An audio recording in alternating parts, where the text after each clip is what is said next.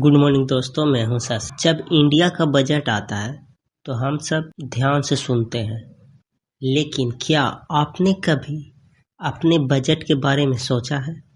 अगर आप भी एक स्टूडेंट हैं और आपका पैसा एक मंथ के अंदर ही खत्म हो जाता है, तो आज मैं आपको बताऊंगा स्टूडेंट बजट प्लान। एक स्टूडेंट अपने पैसे कैसे कंट्रोल कर सकता है और उसे कैसे बचा सकता है। तो चलिए स्टार्ट करते हैं आज का अपना वीडियो और दिखाते हैं जो मेरा बजट प्लान है। इसके अकॉर्डिंग आप भी अपना बजट प्लान कर सकते हैं। यहाँ पे मेरा घर का जो मंथली बजट घर से मुझे मिलता है 4000 से 5000 के अराउंड मिलता है। तो हम इस पैसे को कैसे कंट्रोल करते हैं, इन पैसों को हम कैसे एक मंथ तक चलाते हैं, यहाँ पे हम सभी ब्रेक डाउन करके एक चार्ट बनाए हैं जिससे आपको हम समझाएंगे। तो यहाँ पे मेरा 50-30-20 रूल है। एक आप सोच रहे हैं 50-30-20 रूल क्या होगा, तो आगे चल के आपको धीरे धीरे सब पता चलेगा कि ये जो 50-30-20 रूल है इसका मतलब क्या है। तो 50% मैंने अपने पैसे को 4000 अगर आपको मिलता है तो 50% पैसा मैंने 2000 रुपया आपको कहाँ यूज करना है।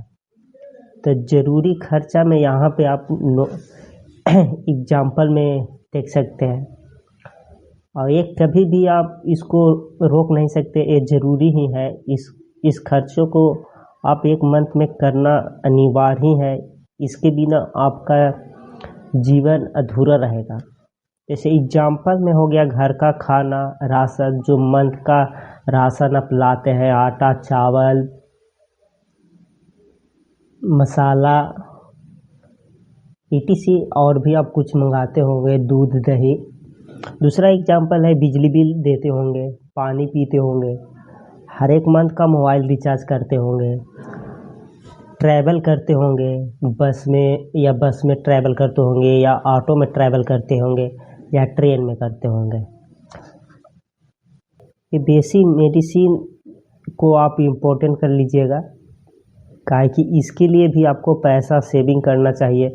मान के चलिए आप फैमिली से दूर रह के स्टडी करते हैं और इस बीच अगर आपको तबीयत किसी कारण ख़राब हो जाते हैं, उस टाइम अपने पेरेंट्स को बिना डिस्टर्ब किए हुए अगर आप पैसा सेविंग किए रहेंगे तो उन पैसे से आप अपना इलाज करा सकते हैं लोकल डॉक्टर के पास या बड़ा हॉस्पिटल में। आपको पैसे कहाँ खर्चा करना चाहिए, एग्जाम्पल में यहाँ पे देख लीजिए कि आपको पैसे किन चीज़ों में खर्चा करना चाहिए अधिक। हेल्थ के ऊपर आप खर्चा कीजिए, अच्छे खाना खाइए, एक्सरसाइज वगैरह कीजिए, और सिर्फ पढ़ने से नहीं, कुछ स्किल भी सीखिए, डिजिटली स्किल सीखिए, एडिटिंग सीखिए। ये सब स्किल अपने ऊपर काम कीजिएगा तो आपके अंदर का कॉन्फिडेंस लेवल बढ़ेगा। इंटरनेट से अर्निंग के लिए ये सब स्किल ही है जो आपको सीखना चाहिए। और यहाँ पे इमरजेंसी सेविंग जो है इसको स्टार बना के आप ध्यान में रखिएगा किस तरह इसको यूज करना है। अब 30% रूल का देख लीजिए, लाइफ स्टाइल। अपने ऊपर जो खर्चा करते हैं, एक्स्ट्रा खर्चा जो आप कपड़ा पहनते हैं, तो यहाँ पे एग्जाम्पल में आप देख सकते हैं। और ये जो 30% आप लाइफ स्टाइल में यूज कीजिएगा तो इसे आप कंट्रोल कर सकते हैं। जैसे हमने नोट में यहाँ पे ऑलरेडी लिख के रखा है, यह कंट्रोल हो सकता है। जैसे एग्जाम्पल में आप देख सकते हैं, बाहर का खाना आप कंट्रोल कर सकते हैं। घर का नेचुरल खाना बनाकर खुद से खाइए, वो आपके लिए बेनिफिट रहेगा। बाहर आप मूवी देखने मत जाइए, इंटरनेट का एक्स्ट्रा पैक रिचार्ज मत कीजिए, क्योंकि आप ऑलरेडी यहाँ पे मोबाइल रिचार्ज 1 मंथ का कर लिए, तो अगर आपको देखना ही है मूवी तो इसी में देख लीजिए, बाहर से जाके हॉल वगैरह में मूवी नहीं देखिए, इससे आपका पैसा कंट्रोल होगा। और शॉपिंग, कपड़ा, एक्सेसरी, इसका भी आप ज़्यादा इसमें भी खर्चा मत कीजिएगा, अपने लिमिट के हिसाब से कीजिएगा। और दोस्तों के साथ घूमना भी एक कंट्रोल कर सकते हैं।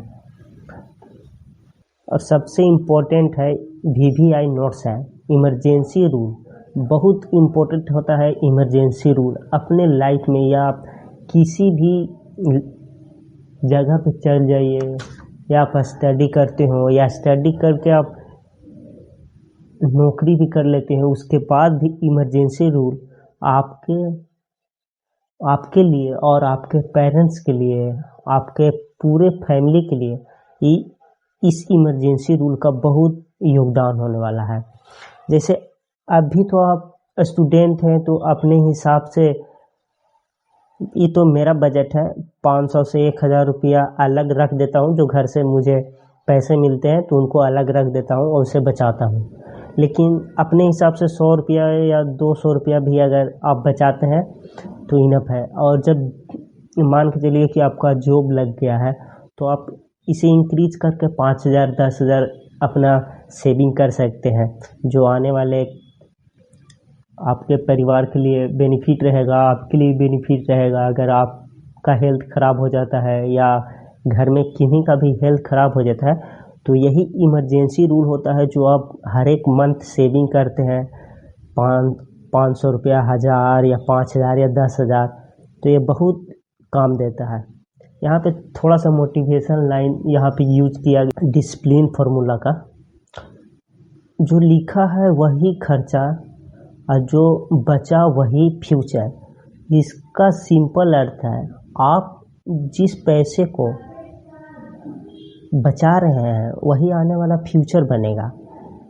और जो आप डिसिप्लिन से हर एक पॉइंट को आप लिखकर उसे कहाँ यूज़ करना चाहिए, कहाँ यूज़ नहीं करना चाहिए पैसा, वो सब को आप ध्यान में रखते हैं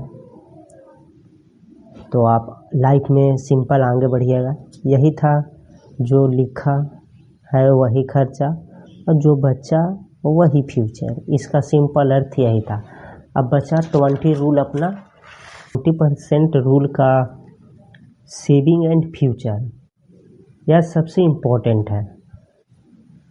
emergency fund, mobile, laptop, course के लिए सेविंग, बैंक, डिजिटल सेविंग।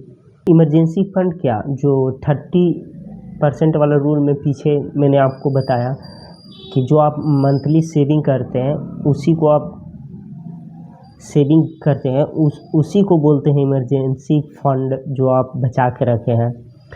और कुछ पैसे जो मंथली आपको घर से मिलता है और कुछ पैसे बचा कर 1 साल बचाते हैं या 2 साल बचा कर जमा कर लेते हैं, तो उसी से आप मोबाइल अपना मनपसंद के ले सकते हैं, मनपसंद का लैपटॉप ले सकते हैं, या किसी स्किल को सीखने के लिए आप कोर्स ऑनलाइन ख़रीद सकते हैं।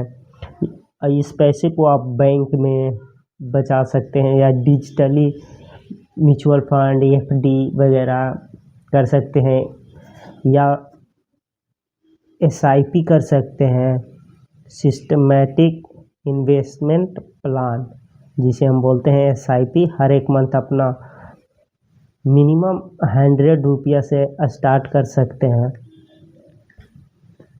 जिससे आपका मोबाइल लेने का सपना पूरा हो सकता है, लैपटॉप लेने का सपना पूरा हो सकता है, या कोर्स लेने का सपना पूरा हो सकता है।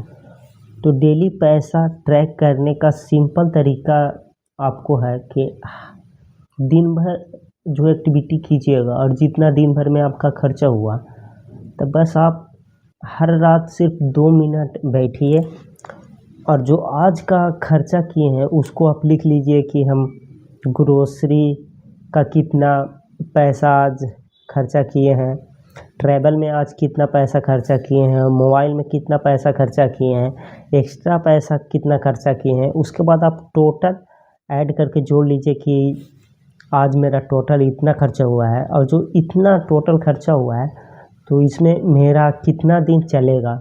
तो यहाँ पे आप सिंपल देख सकते हैं, जब हम घर से आए थे तो ग्रोसरी से गए थे तो आटा चावल वगैरह कुछ मसाला वगैरह घट रहे थे तो उन्हें वो ख़रीदे थे, तो मेरा 1042 रुपया लगा था। और जो घर से आए थे अपने कॉलेज तो मेरा 500 रुपया भर खर्चा हुआ था।